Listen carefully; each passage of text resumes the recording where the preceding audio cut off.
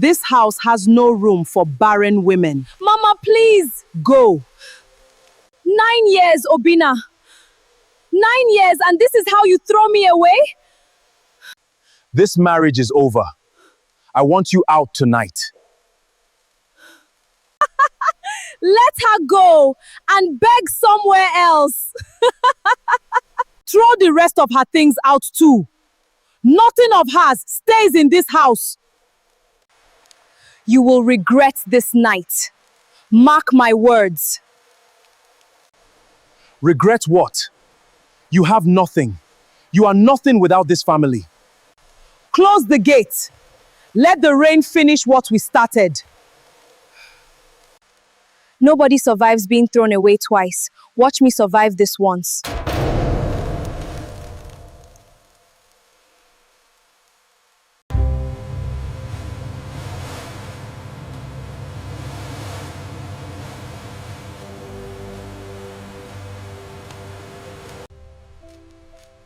They threw her out in the rain, not knowing she'd return as CEO. 6 years ago, nobody believed Amaka would survive that night. Nobody believed she would even see the next morning. But rain has a way of washing away what people think is the end and turning it into a beginning nobody saw coming. It started on an ordinary Tuesday, the kind of day that gives no warning of what it is about to destroy. Amaka had been married to Chief Obina Eze for 9 years. 9 years of waking up before dawn to prepare his breakfast. 9 years of managing his houses, his staff, his moods, his mother. 9 years of loving a man who stopped seeing her the day his business started making real money. She was not lazy. She was not foolish. She had a degree in business administration, tucked away in a drawer, gathering dust, because Obina said a wife's place was in the home, not in an office competing with men. She obeyed. She always obeyed. His mother, Mama Eze, never liked her from the beginning. A girl from that kind of family, she used to say, loud enough for Amaka to hear from the kitchen. No dowry worth speaking of, no connections. What exactly did my son see in her? Amaka swallowed it. Every insult, every side glance, every deliberately loud comment. She swallowed it because she loved Obina and because she believed, foolishly, that time would soften his mother's heart. Time did not soften anything. Time only sharpened the knives. Then came Ifelma. Ifelma was young. Ifelma was loud in all the ways society rewarded. Designer bags, imported lace, a laugh that filled every room she walked into. She was the daughter of one of Obina's biggest business partners, and Mama Eze took one look at her and decided this was the daughter-in-law she always wanted. Amaka has given you no son, Mama Eze whispered to Obina one evening, not caring that the walls in that house carried every secret straight to the person it was meant to destroy. A man like you needs an heir. Ifelma's family has already agreed. What are you still waiting for? Amaka had lost 2 pregnancies in 6 years. 2. Each one buried quietly. Each one grieved alone because Obina was always traveling, always working, always somewhere else when it mattered most. She never told anyone how much those losses broke her. She carried the grief the way she carried everything, silently, gracefully, alone.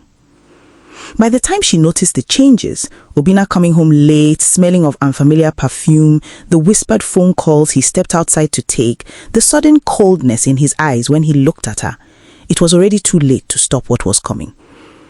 The rain started around 6 in the evening, Amaka remembers, because she had just finished cooking his favorite soup, ofensala, the way his late father used to like it, hoping, foolishly, always foolishly, that a warm meal could soften whatever storm was brewing between them.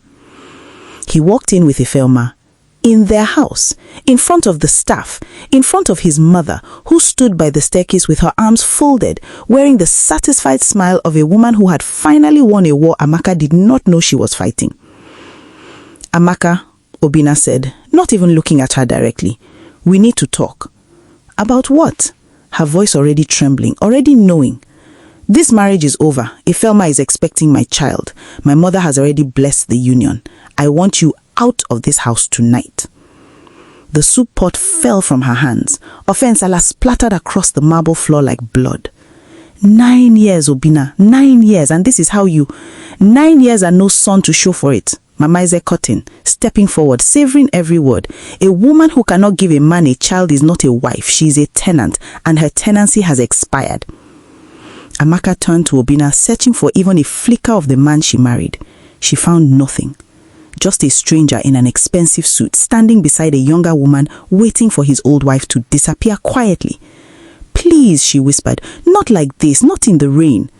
"Throw her bags outside," Mama Eze instructed the security guard, who hesitated only because he had known Amaka for years, because she had always treated the staff with a kindness this family never understood. But a job was a job, and orders were orders. Her clothes, her books, the small wooden box containing photographs of her late parents, all of it thrown into the rain like garbage nobody wanted anymore. Amaka stood outside the gate she had walked through as a bride 9 years earlier, now standing there as a woman with nowhere to go, rain soaking through the same wrapper she had worn to cook a meal for a husband who no longer saw her as human.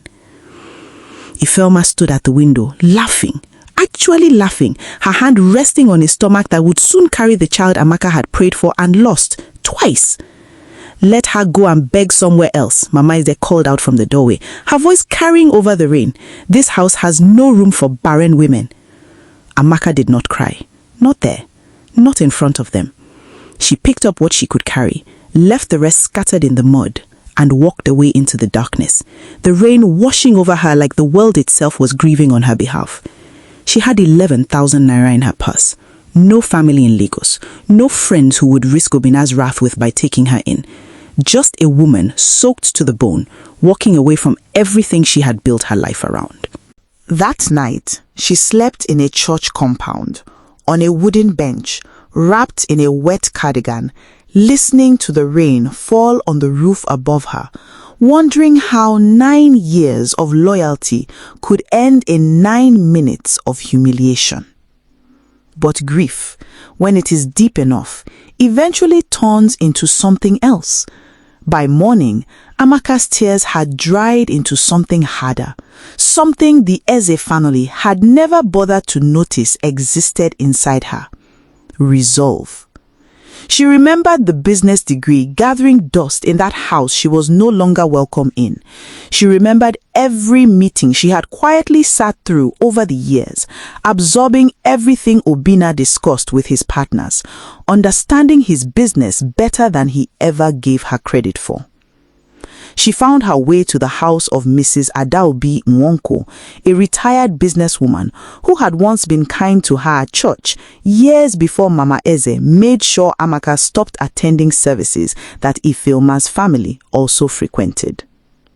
Mrs. Adaobi took one look at the soaked, broken woman on her doorstep and asked no questions that morning. She simply opened the door.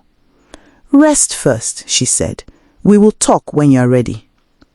It took Amaka 3 days to speak of what happened. When she finally did, Mrs. Adaobi's face did not soften with pity, it hardened with recognition. "I know exactly who Chief Obina Eze is. I also know his company is drowning in debt he has hidden from everyone, including that new wife of his. Rain does not just wash things away, my dear. Sometimes it reveals what was hidden underneath." Mrs. Adaobi gave Amaka a job, not out of charity, but because within 1 week, Amaka had reorganized her small logistics company's records so efficiently that profits jumped for the first time in 2 years. Those early weeks were not easy. Amaka had no bank account of her own. Obina had controlled every kobo that passed through that marriage. She had no phone because the one she owned belonged to a line registered in his name, cut off within hours of her leaving that gate. She walked to work in borrowed shoes, ate 1 meal a day so she could save enough to replace the documents Mama Eze's staff had thrown into the mud along with her clothes. She never once complained, not to Mrs. Adaobi, not to the junior staff who whispered about the quiet new woman who arrived one rainy night with nothing but a wet cardigan and old photographs wrapped in plastic. She simply worked and watched and learnt and rebuilt one invoice, one contract, one late night at a time. There were nights she sat alone in the small room Mrs. Adaobi gave her, staring at the ceiling, replaying the sound of Ifeoma's laughter from that window, the coldness in Obina's voice, the satisfaction on Mama Eze's face. She let herself feel it, once, fully, in the dark where nobody could see. And then every single morning, she got up and refused to let it define what came next. Amaka walked like she had never walked before. 18-hour days, no complaints, no excuses. She earned her first real salary in 9 years and cried, alone, in the bathroom, not from sadness, but from the strange, unfamiliar feeling of being valued. Within a year, she had turned Mrs. Adaobi's struggling logistics company into one of the fastest growing distribution networks in Lagos. She negotiated contracts Obina's own company had been chasing for years. She built relationships with suppliers who respected her instincts, her discipline, her refusal to cut corners. Mrs. Adaobi, aging and ready to retire, made Amaka an offer nobody expected. "I have no children interested in this business," she said. "You have rebuilt what I could not. I am naming you Chief Executive Officer, effective immediately. This company is now yours to lead." Amaka wept that day too, but this time the tears tasted different. Word travels fast in Lagos business circles. Whispers began. The woman who once cooked soup in Chief Eze's kitchen was now sitting across boardroom tables from men who once ignored her existence at parties her husband dragged her to.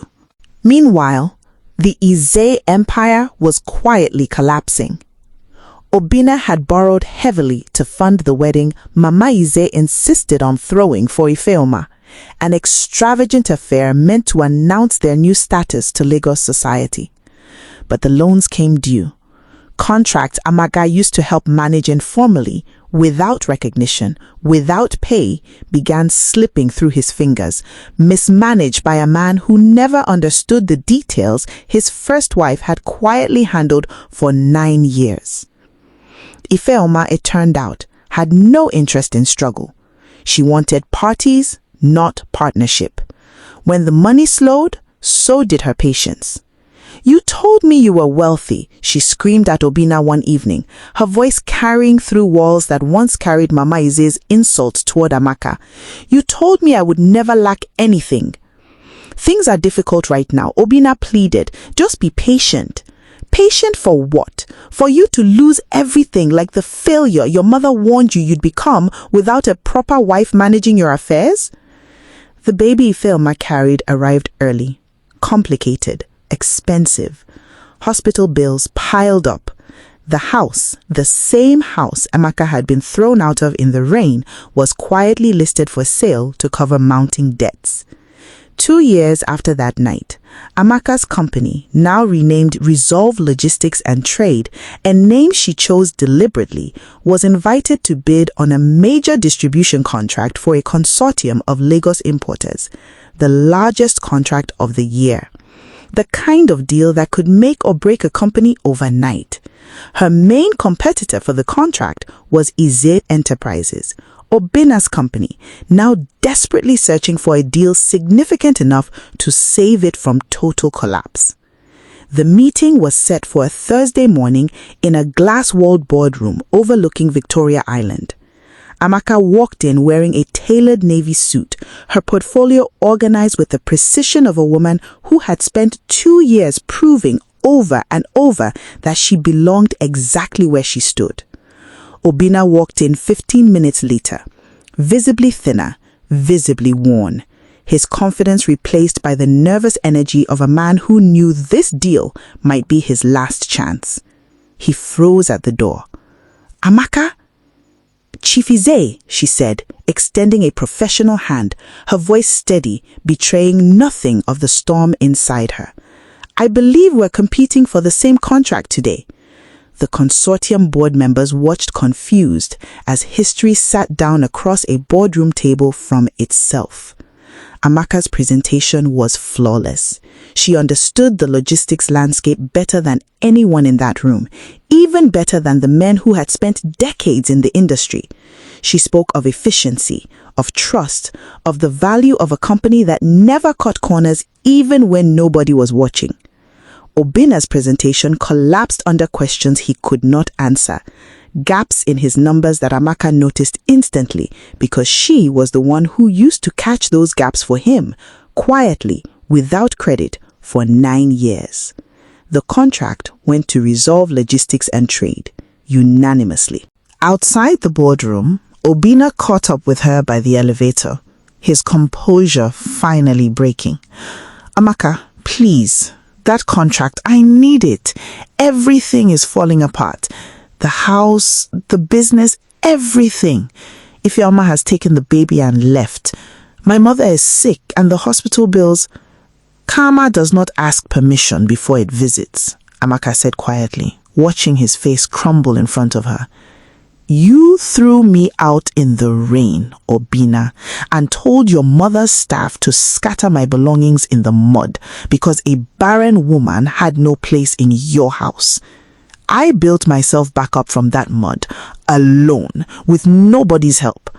Now you want mercy from the same rain that once had none for me? I was wrong. I know I was wrong. Please, for the sake of everything we once had." "We had 9 years, Obina. 9 years I gave everything to, and you handed my life to your mother's ambitions and a woman who never once respected the sacrifices that built the foundation you both stood on.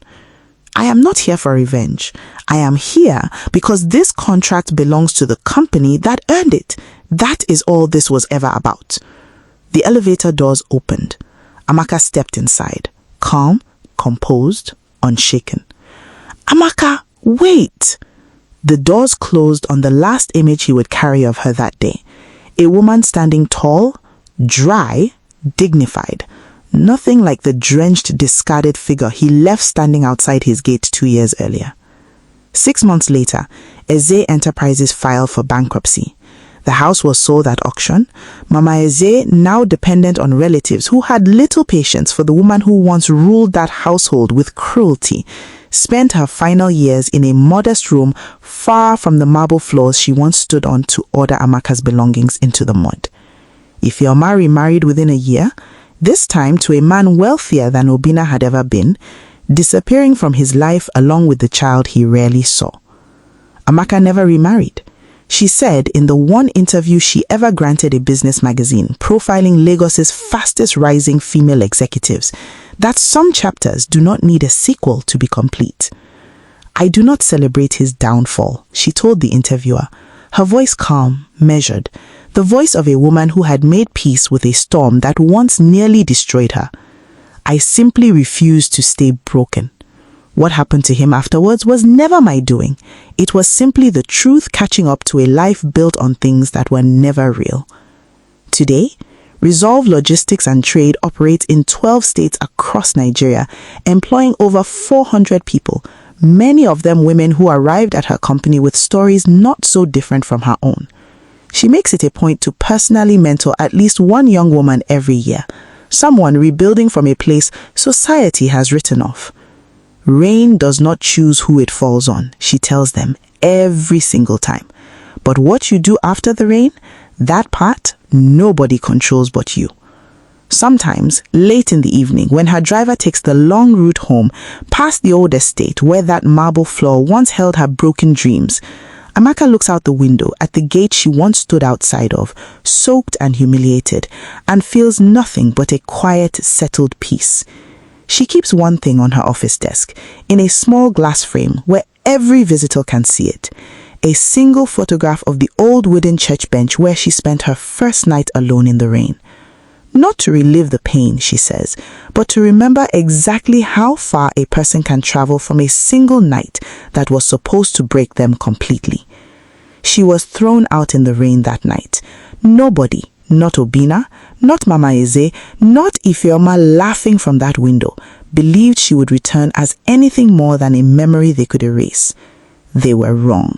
She returned as chief executive officer of a company that now controls contracts larger than the empire that once discarded her like nothing. If this story moved you, if you have ever been thrown away by people who underestimated exactly who you are dealing with, hit that subscribe button and turn on notifications, because Gracious Folktales brings you a new story of betrayal, silence, and unstoppable rise every single week. Somewhere out there, someone needs to hear that their reign is not the end of their story. It is only the beginning of it.